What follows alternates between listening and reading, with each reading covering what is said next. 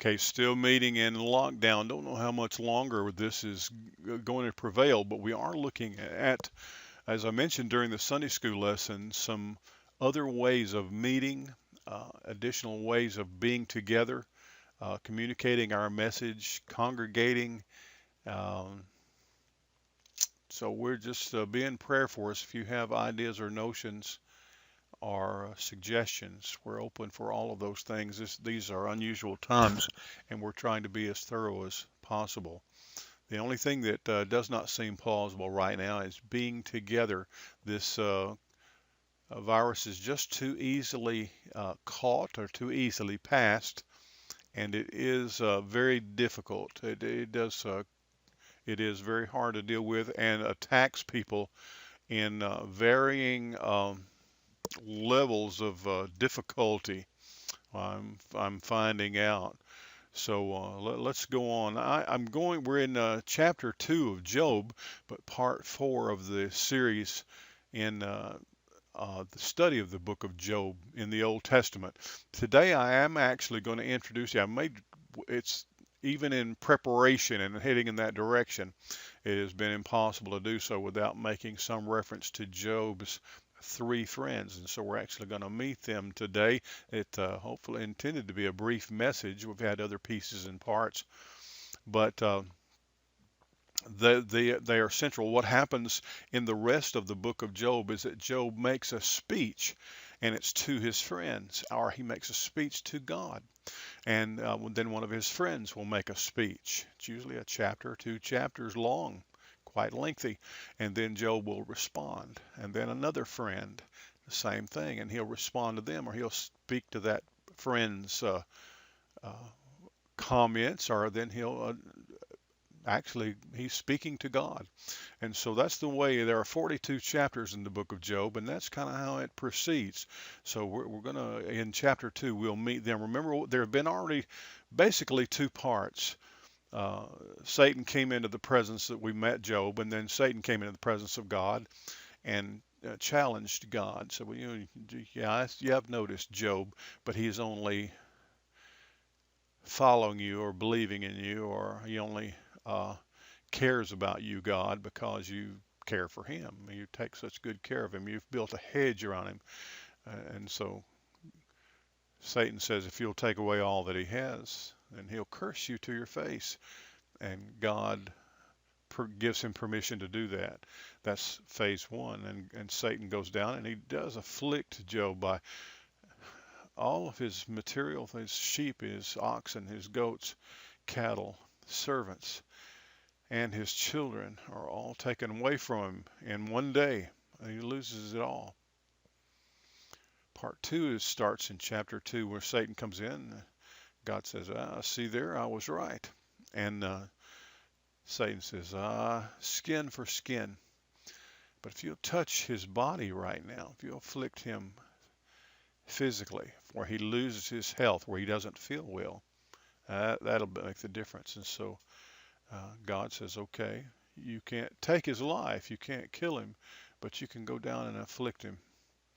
And Job does that. So that's kind of where we've been, those two steps, and that's where we are. There are two basic responses. One that I dealt with in the Lamb service, where Job said, after he'd lost everything, the Lord gives and the Lord takes away. Blessed be the name of the Lord. The second response is that he responded to his wife's challenge to curse God and die. Job says, that's foolish. In life, we're going to receive good things and bad things, and God's in control of all of it. Don't be ridiculous. This is I've had good things. Now I'm having bad things. So that's astounding. It's more than just poetry, more than just prose. This is a uh, and it's a story, there's no doubt. And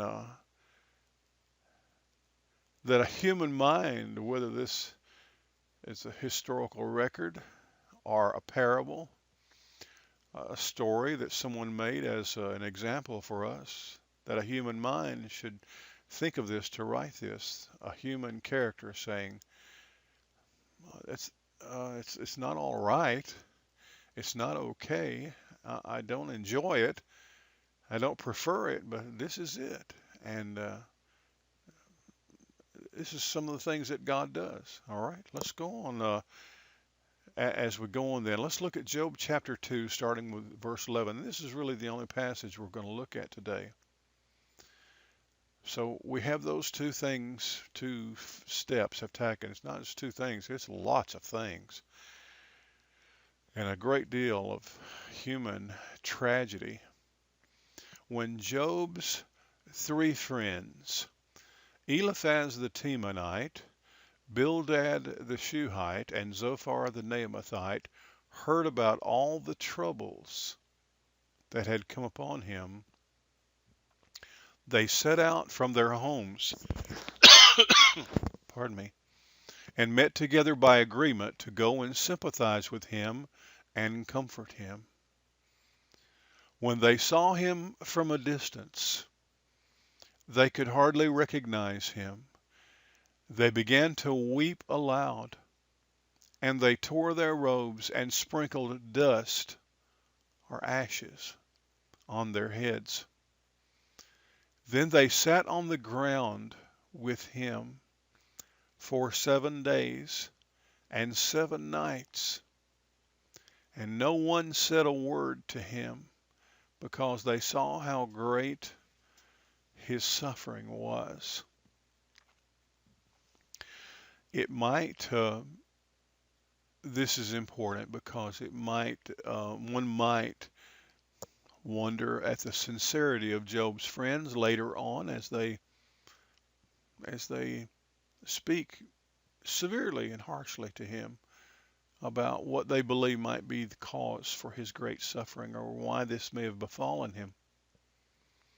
Uh, it, without this, I think we might doubt their sincerity or their true friendship, but I think they were very genuine. It doesn't say when three of Job's friends, that he had lots of friends and this were three of them. He had three friends. He had many acquaintances and uh, people that he knew, and there were people that he did business with.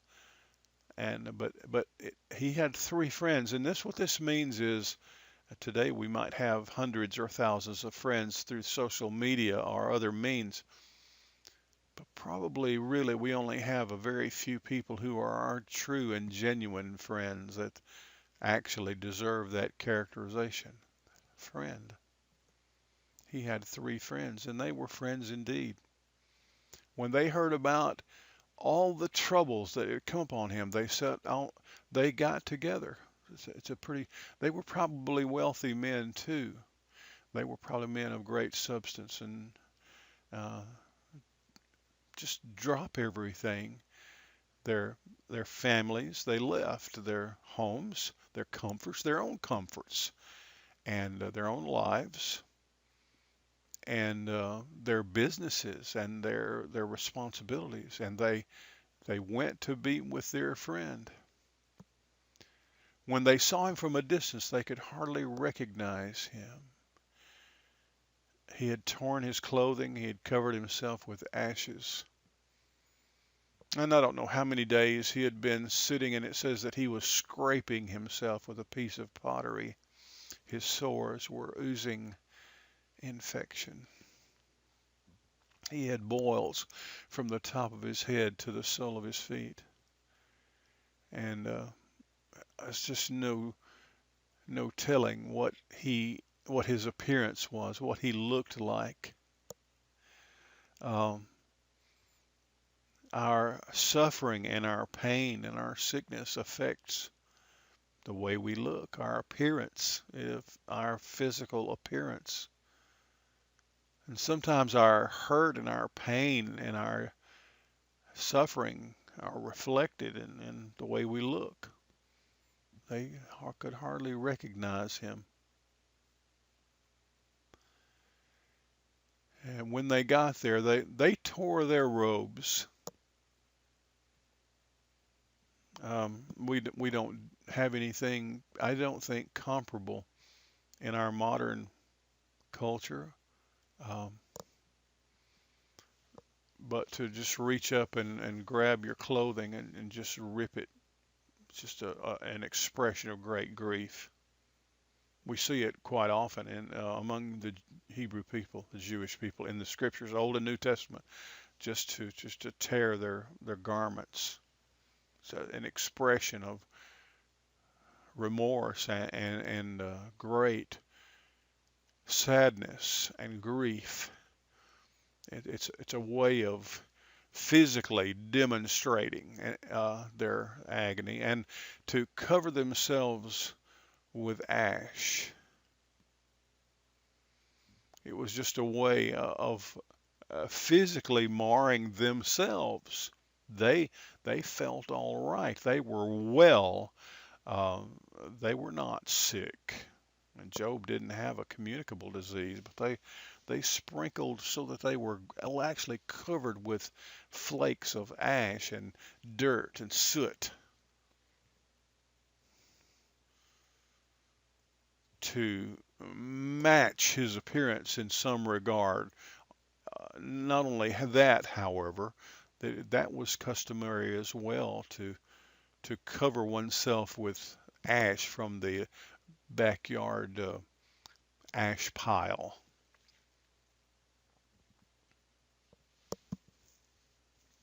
I've never been a part of the process myself, uh, I've only seen video representations of it, but and I don't know if it's done the same way now, but years ago, uh, people on the farms on rural communities and throughout America would one of the staples of their diet was to prepare hominy. Hominy. It's called hominy, and grits is made from dried hominy, ground hominy. Hominy is corn that has been boiled, but also that a process where it is mixed with lye or ash. And the way I would understand that, a particular uh, amount of ash from the ashes that were thrown out of the fireplace mixed in with corn as it's being boiled for long periods of time would make the hull and the shell and make the corn separate. So what you're left with, that caustic solution causes just the inner core or the heart. It puffs up and opens up and breaks open, and what is left is that internal core of a kernel of corn. And I don't see much hominy anymore. We don't serve it at any of our Thanksgiving or Christmas. I'm sure many people in my family, our family, know what hominy is, but I know you can probably buy it in a can at the grocers, but people don't buy it. I don't have any on our haven't eaten any hominy in a long time. But they used to take some of the ash and the lye from the ash pile and make soap out of it, lye soap. And so this was something that would be scooped out of the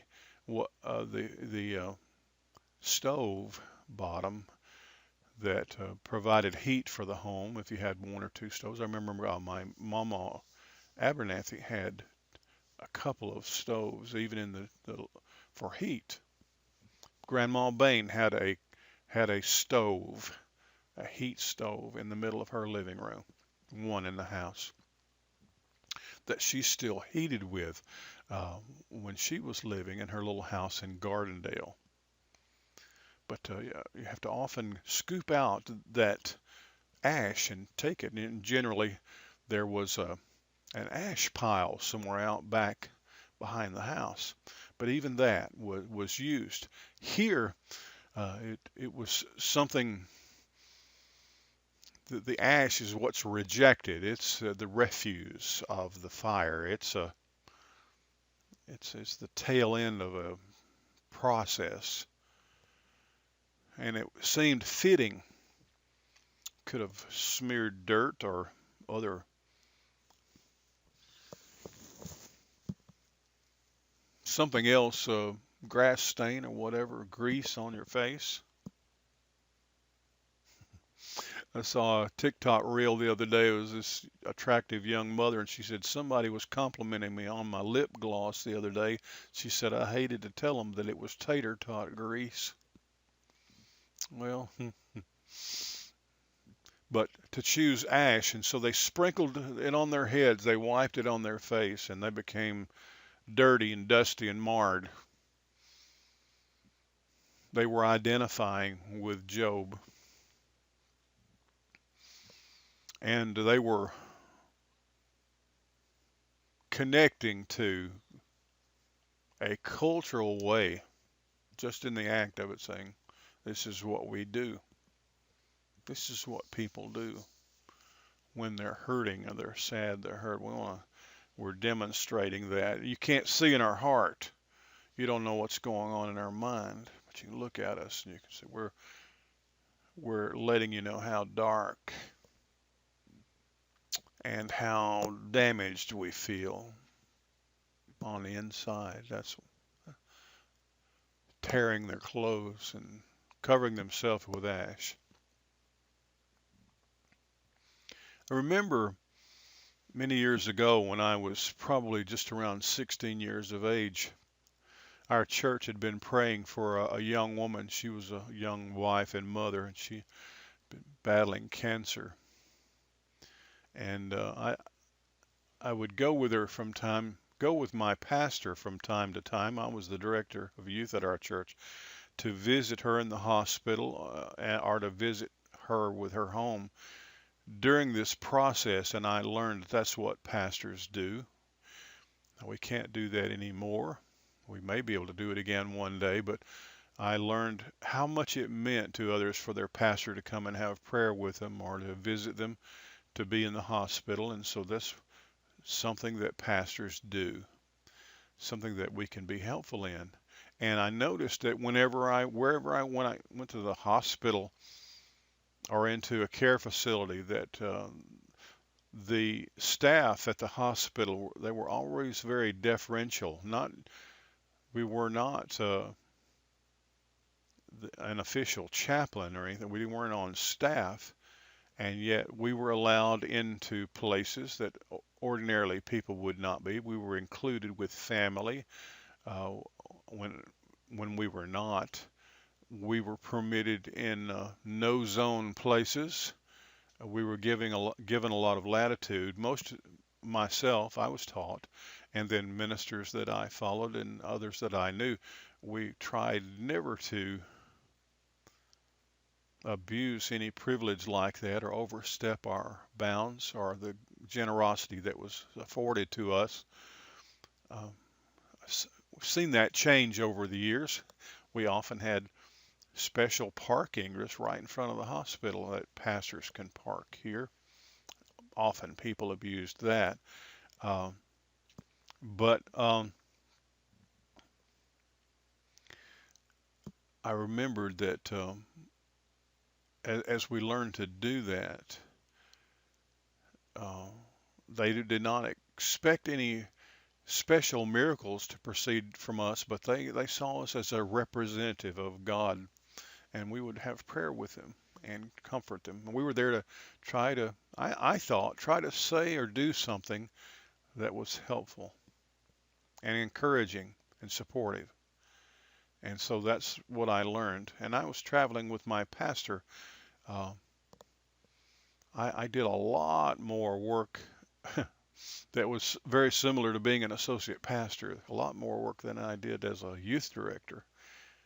We had a large youth group and we did a lot of youth things, but probably I went with him to the funeral home and I helped him do funerals and weddings, and we went and made evangelistic visits and So I was learning. It was invaluable.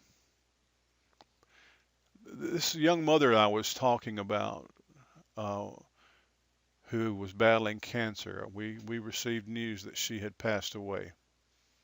She died.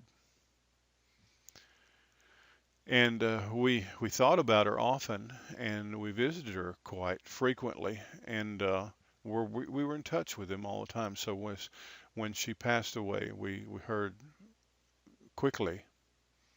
And my pastor's response, we were together when we heard, was, let's go get in the car and we'll go over there, go to their home. She was at home. And I asked a few questions. I learned that her body was there. She'd been in and out of the hospital, but she was at home when she'd passed. She was with her family. This was all very new to me. Had not been exposed to this. I didn't know what to expect, but it was only a short drive from, we were at the church there in Flint, and we were going to drive to this young family's home. And I remembered being deeply, deeply concerned about what was I going to say. 16 years old. I need to say something. There needs to be an answer to this, or someone needs to say something that makes this better, that helps, something that explains why this could have happened. I was horrified. I didn't know what to say. What am I going to say? As it turns out, when we got there, since I was with the pastor, the pastor did all of the talking, and I just kind of stood back to his elbow, and I followed his lead, and I was there, and I nodded at people and shook hands. I embraced people, and I kind of followed his lead indeed, physically, but I wasn't asked any hard questions. No one drew a line before me and say, okay, now how could it be that a young woman like this who believes in God and for whom we've been praying could suddenly be dead and there's no miraculous healing and no victory here. She's gone. Yes, you might tell me she's gone to heaven to be with Jesus. That's what we're going to tell our children. But what do you say about it? No, nobody asked me questions like that. I was relieved after everything was said and done, but I also felt very inadequate. I didn't know if I'd actually helped. These men came to Job, and it says they sat on the ground with him for 7 days and 7 nights, and no one said a word to him.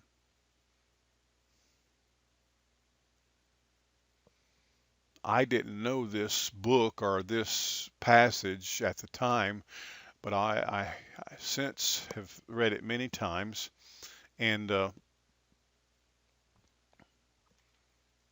I've been pastoring for a very long time and ministering. As I said, that was my first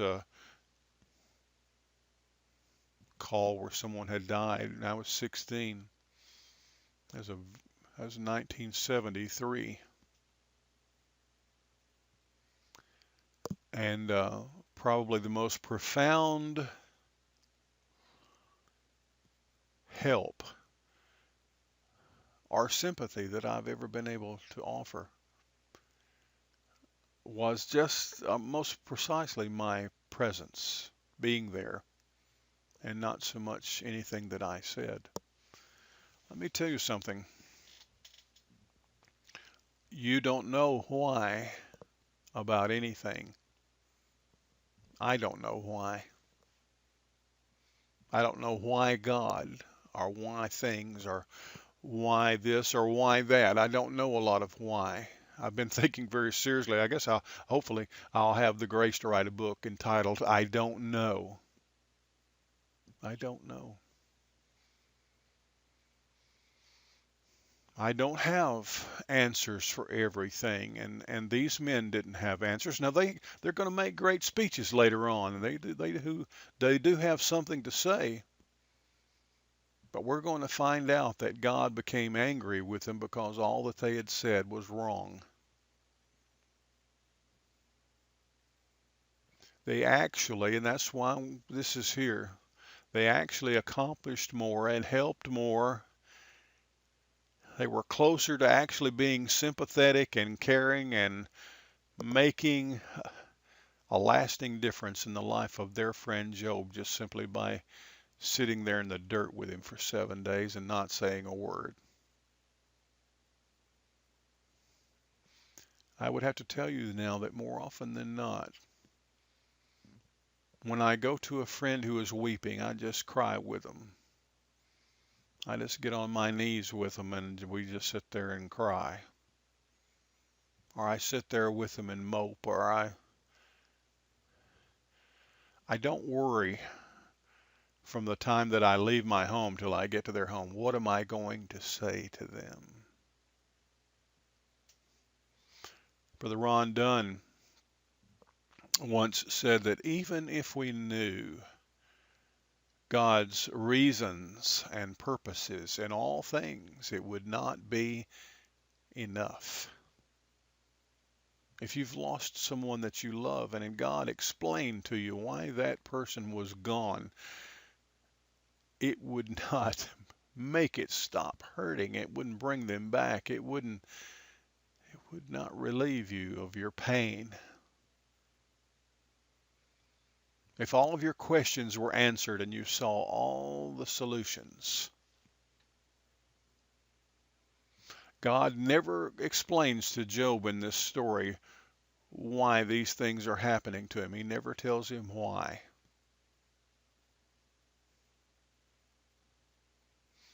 As far as we know, Job never knows why these things happened. This terrible tragedy. And if he had known, it would not have made any difference. He just needed to trust God and believe God. I read the story, and the story doesn't explain to me why God would do that. I become upset with God too for allowing this to happen or permitting Satan to do what he did. I don't see it as valid. I would say I would protest. I would say I disagree. I, Jesus said to Peter, Simon, Satan hath desired to have thee that he might sift thee as wheat. And I told him, no way. Leave Peter alone. He's mine. That's not what Jesus said. Jesus said, I told him, okay. It'll make a better person out of you and help you make better people out of your fellows. That doesn't clear things up for me.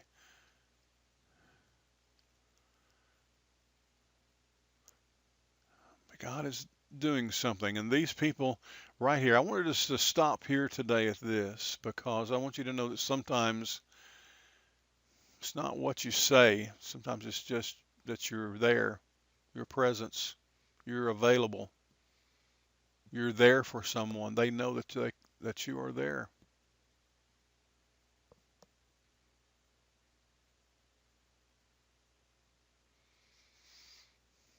By your silence. As far as we know, and as it is just inexplicable to us that some things are just inexplicable to us. We're just going to have to say, okay, I don't see the answer. I don't see the reason or the purpose. This seems to be pointless and meaningless. That's when we have to trust God that God is doing something bigger and greater and grander than we are capable of grasping, for one thing, or that we would be willing to accept if we knew. It doesn't all fit together nicely and neatly as a piece. But be a good friend. Grieve for those who are grieving. Mourn for those who are mourning. Weep. And maybe they don't need to hear a piece of wisdom or a piece of your mind or some good advice.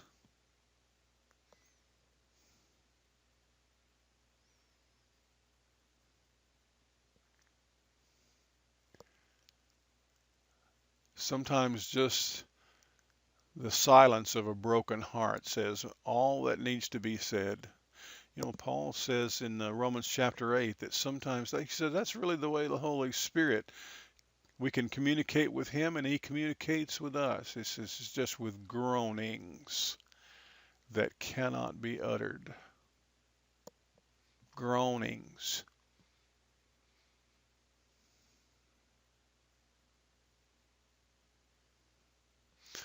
The Old Testament also says that God takes all of our tears, every tear, saves every one of our tears in a bottle. And he keeps it and he treasures it. It's not lost. An accounting is made of it. It is registered. It is remembered. It is not gone. It does not go away, or nor is it lost. It is a part of the record of the cost.